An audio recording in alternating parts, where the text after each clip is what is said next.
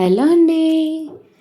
ఈరోజు నేను మీకు చెప్పేది ఏంటంటే రెసిపీ అయితే కాదు. ప్రతి వీడియోలో చెప్తుంటాను కదా! లాస్ట్‌లో గరం మసాలా అయితే యాడ్ చేసుకోండి టేస్ట్‌కి అని చెప్పి. ఆ గరం మసాలా నేను ఇంట్లో ఎలా ప్రిపేర్ చేస్తానో మీకైతే చెప్పేస్తున్నాను. ఫస్ట్‌గా ఒక పెద్ద బౌల్‌లో ధనియాలైతే తీసుకోండి. దాని తర్వాత లవంగ మొగ్గలు ఒక కప్పు, అనాస పువ్వు ఒక కప్పు, యాలకులు కొద్దిగా, దాని తర్వాత దాల్చిన చెక్క, తేజ్‌పత్తా అయితే తీసుకొని ఇలా నేను చూపించే విధంగా దాల్చిన చెక్కనైతే చిన్న చిన్న ముక్కలుగా అయితే చేసుకుందాం. దాని తర్వాత కాస్త జీలకర్ర, కాస్త ఆవాలు, కొద్దిగా మెంతులు తీసుకొనైతే ఇదిగో మెంతులు, జీలకర్ర, ఆవాలు, ధనియాలు, ఈ గరం మసాలా మొత్తం ఒక్క దాంట్లోనైతే యాడ్ చేసేయండి. ఫస్ట్‌గా ధనియాలనైతే కడాయి బాగా హీట్ ఎక్కాక అయితే బాగా ఫ్రై చేయండి. కలర్ అయితే చేంజ్ అయ్యేటట్టు నేను చూపించే విధంగా అయితే ఫ్రై చేసుకోండి. ఫ్రై చేసుకున్నాక అదొక ప్లేట్‌లోకి షిఫ్ట్ చేసుకొని జీలకర్రని ఫ్రై చేసుకోండి. జీలకర్ర కూడా బాగా ఫ్రై అయ్యి చిట్లినట్టు సౌండ్ వస్తది. మంచి అరోమా కూడా వస్తది.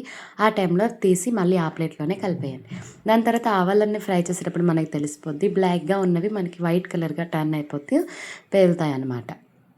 అది కూడా షిఫ్ట్ చేసుకున్నాక ఏం చేస్తారంటే మెంతుల్ని కూడా బాగా మంచి స్మెల్ వచ్చేటంత వరకు అయితే ఫ్రై చేసుకోండి. ఏది కూడా మార్చియొద్దు. మార్చితే మసాలా అనేది చేదొచ్చేస్తది. ఈ విధంగా అయితే ఇప్పటికి 4 ఇంగ్రీడియెంట్స్ అయితే ఫ్రై చేసుకున్నాం కదా! అవన్నీ ఒక సైడ్‌కి పెట్టుకున్నాక గరం మసాలా మొత్తం కూడా వేసేసి బాగా ఫ్రై చేసుకుందాం. నేనైతే ఇందులో తేజ్‌పత్తా వేస్తాను. నాకైతే డిస్టర్బ్‌గా అనిపించింది. అందుకే తీసైతే సైడ్‌కి పెట్టాను. కాస్త హీట్ అయ్యాక ఈ గరం మసాలా మొత్తం ఎక్కువైతే ఫ్రై చేయొద్దు. ఒక 3 మినిట్సే ఫ్రై చేయండి. దాని తర్వాత స్టవ్ ఫ్లేమ్ ఆపేసి అలాగా ఆ హీట్‌లోనే ఉంచనివ్వండి. దాని తర్వాత మీరు ముందుగా ఫ్రై చేసి పెట్టుకున్న ధనియాలు, ఆవాలు, జీలకర్రని కూడా ఇందులోనైతే వేసుకోండి.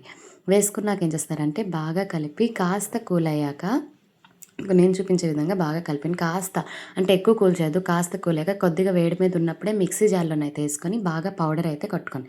నాకైతే ఇంత పౌడర్ అయితే వచ్చింది. ఇది కనుక మీరు ఏ కర్రీస్‌లోకి ఏసినన్నా మరి స్పెషల్‌గా మసాలా అన్నది రుబ్బాల్సిన అవసరమే లేదు. నాకైతే ఇంతొచ్చింది. మీరు ఏ విధంగా మసాలా వాడతారో నాకైతే కామెంట్ చేయండి. Bye bye.